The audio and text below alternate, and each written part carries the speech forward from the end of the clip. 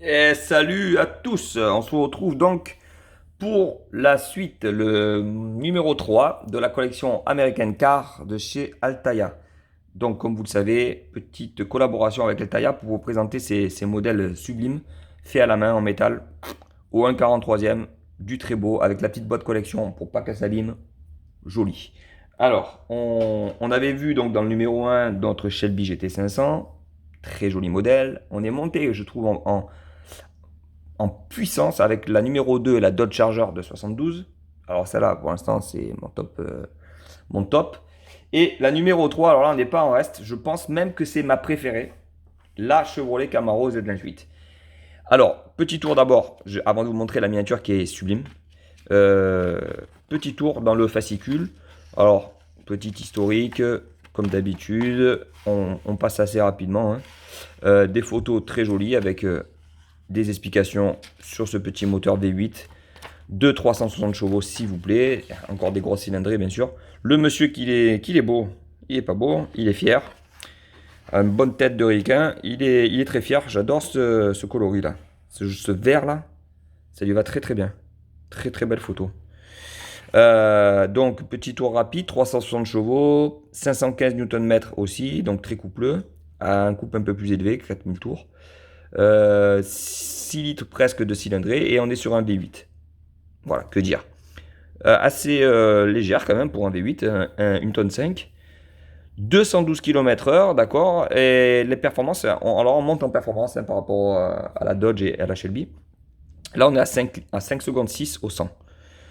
C'est pas mal. Et on est quand même encore autour des 22 litres de consommation au 100 aussi. Ça fait mal au portefeuille. Mais bon, quand on a ce genre de voiture, et puis à l'époque, et puis quand on voit le prix du gallon d'essence aux États-Unis, et à l'époque encore plus, on se dit que c'était que du bonheur.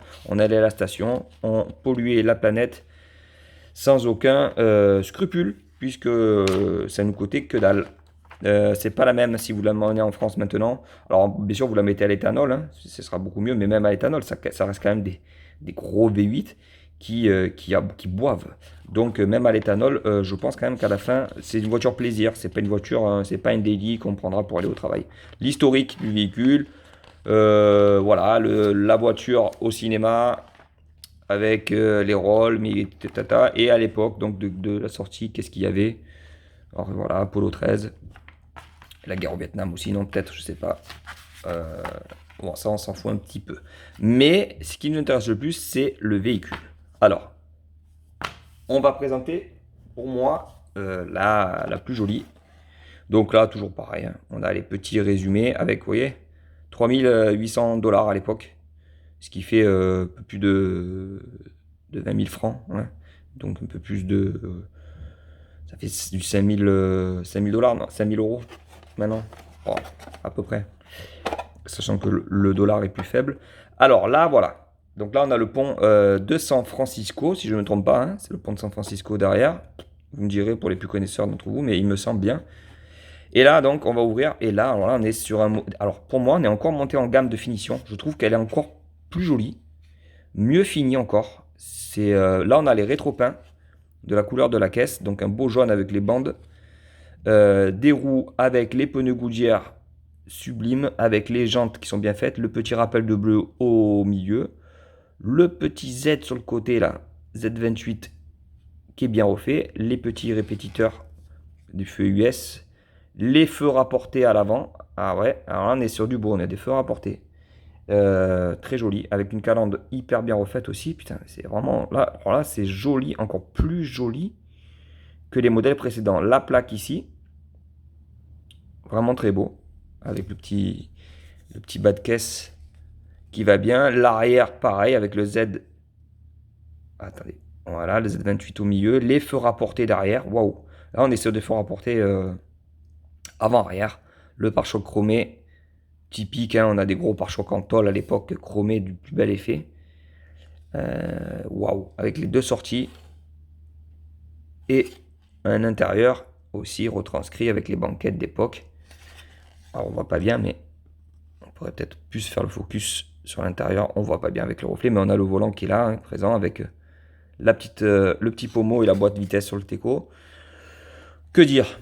pour moi, alors, la couleur, c'est assez typique des Chevrolet. J'aime pas trop le jaune, hein. Mais bon, on va dire que c'est Chevrolet Camaro d'époque.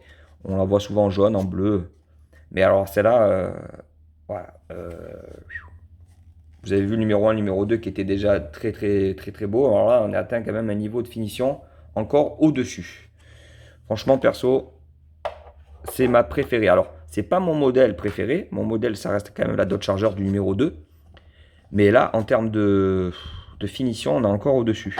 Alors, si c'est ça, les gars, au fur et à mesure, on va monter. Qu'est-ce qu'on va atteindre? Je me demande bien dans les futurs numéros.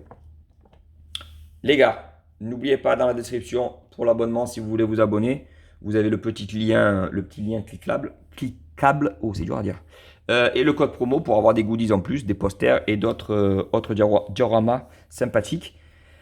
N'oubliez pas le petit pouce bleu si vous avez kiffé la vidéo. Dites-moi dans les commentaires aussi laquelle vous avez préféré des trois. Pour l'instant, moi j'ai ma petite préférence sur le numéro 2, je vous l'ai déjà dit. De vous abonner aussi pour rien manquer. Et en attendant, on se retrouve bientôt pour de nouvelles vidéos. A plus les gens.